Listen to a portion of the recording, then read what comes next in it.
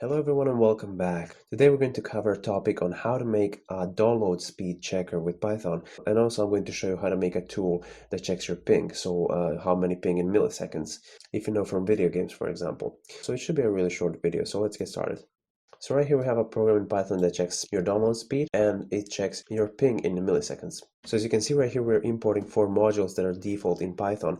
Now, of course, requests is not, so you can just pip install request, or you can use URL lib 2 or 3. I don't know which one is the latest, but I found requests more comfy. So once we import these, we're going to use subprocesses, by the way, and not the OS module, because subprocesses for this occasion is just better. And then we're defining 2 functions. And then we are making a classic choice here. So input choice, pick what you want, and then if the choice is this, we're going to give him this function. Or for 3, it's going to be both, and it's going to run both functions. So let's take a look at the functions. Let's first take a look at the ping function. So it's pretty straightforward. So the thing we're actually doing is we're using the terminal. So if I run the terminal right here, you can actually see if I go ping n 1 8 8 8 8. This 8888 is actually Google DNS server, so it should always be online. I mean, like 100% of times. And then when you ping it, you shouldn't have like larger ping because it's depending on the server. It's just Google's DNS, so it's going to be fast. And if I ping this like this, it's actually going to send one ping to Google's DNS.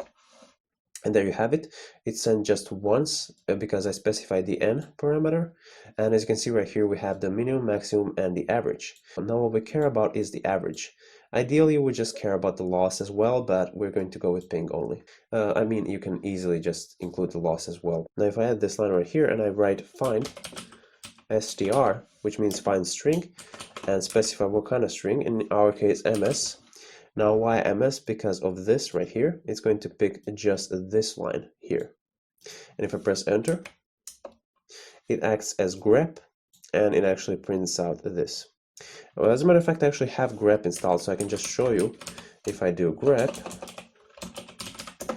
it's going to show me the same thing. Okay, so anyways, we're going to do the same thing right here in the proc. So proc is basically a variable in which we're going to store the subprocess popen, and we're going to use shell is true. So what this basically means is it's going to run the prompt and it's going to write this command right here, and it's going to use the stdout, the out and the err to proc.communicate, which basically means it's going to pop it out in these 2 variables. Right here, there's going to be our output, which is our ping information and stuff, and err, which is the error. If this is mostly going to be 0, so we're not going to be bothering with this one. And then we have the out equals out.decode UTF-8, which basically means once we get from here, it's actually going to be in bytes format. So we want to transfer that to string, and now it's a string decoded with UTF-8. And then if average is in out, so basically if the ping went through fine, there's always going to be that last average thing. And so if it's in, we're just going to do this. So if it's not, we're not going to do this. It means something went wrong with the ping. And then we have the out is -20 to the end. We're going to take the last 20 characters basically, and we're going to replace the average space equals with nothing, so we're just going to delete it. And we're going to do the same thing for ms, the commas, the spaces, the new lines. And then we're going to say your ping is out, because that is what out is going to stay. If you have something else in out, that's still fine. You're still going to see the actual ping. Now let's go take a look at the speed test. So for the speed test, we have starting the 5 megabyte download speed test. So right here, we're actually not depending on Google, which is a bad thing, but we're depending on this website right here, which kind of offered you many options. Not only 5 megabytes, they have bigger sizes, and it's a test file that you can download. So what I do is I just take start time right here, and obviously defining this variable can be like that can be above here. It doesn't really make much difference. And then I'm downloading the thing, and then I'm setting the end time here. So I'm setting the time here and here. So that means, let's say 5 seconds is right here, and then here is going to be 10.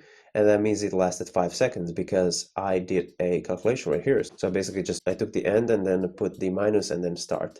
As I said, it's going to be like 10 minus 5 is going to be 5. And then I'm just defining diff2 is diff. I'm going to explain this later. We're just going to use it for saying in how many seconds did this go through. Basically, let's go back to the first one. We have the divide. I didn't really need to make a new variable, but I did. Then we're going to divide this number, which we get from the seconds. So as I said, it's going to be, for example, 10 minus 5 is 5.